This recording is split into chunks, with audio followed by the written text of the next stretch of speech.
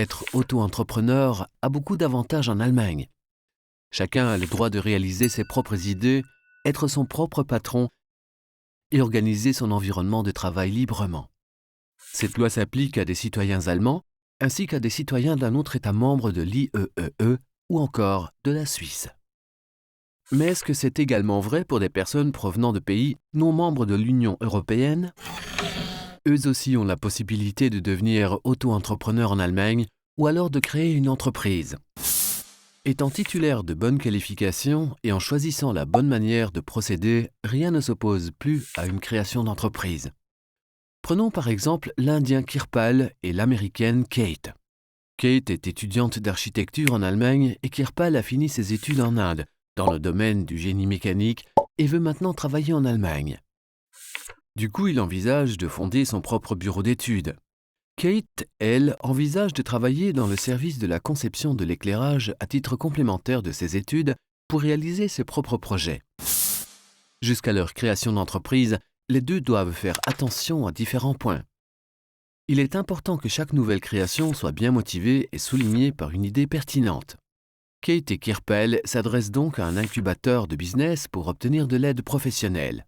Le conseiller responsable leur explique qu'il y a des exigences formelles à respecter pour pouvoir exercer en toute légalité leur profession.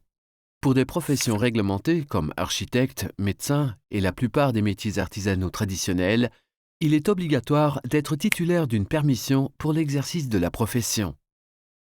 Dans le cas de Kirpal, il est nécessaire que sa formation universitaire à l'étranger soit reconnue en Allemagne. Kirpal se renseigne sur le site internet Reconnaissance en Allemagne sur les démarches à suivre et envoie ensuite les documents requis à l'autorité de reconnaissance. Et là, succès, il est autorisé à exercer sa profession. En plus, on demande à chacun des deux d'élaborer un business plan.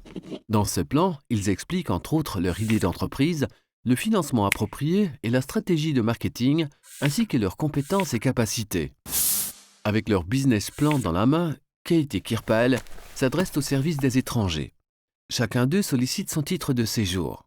Comme Kate est toujours étudiante, elle a besoin d'un autre titre de séjour que Kirpal, qui a déjà fini sa formation universitaire. En plus, elle doit faire attention à travailler moins de 20 heures par semaine pour ne pas mettre en péril ses études et pour conserver son statut d'étudiante au regard de l'assurance médicale. Le service des étrangers examine ensuite sa demande et requiert une expertise concernant le business plan, comme par la Chambre de commerce et d'industrie et la Chambre des métiers et de l'artisan locale. Kirpal a de la chance. Il a le droit de commencer son emploi indépendant.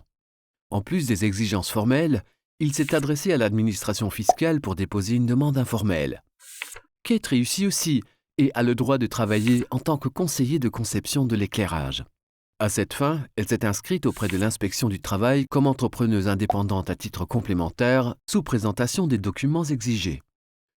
Kate et Kirpal peuvent enfin démarrer leur entreprise et envisagent un avenir prometteur comme auto-entrepreneurs en Allemagne.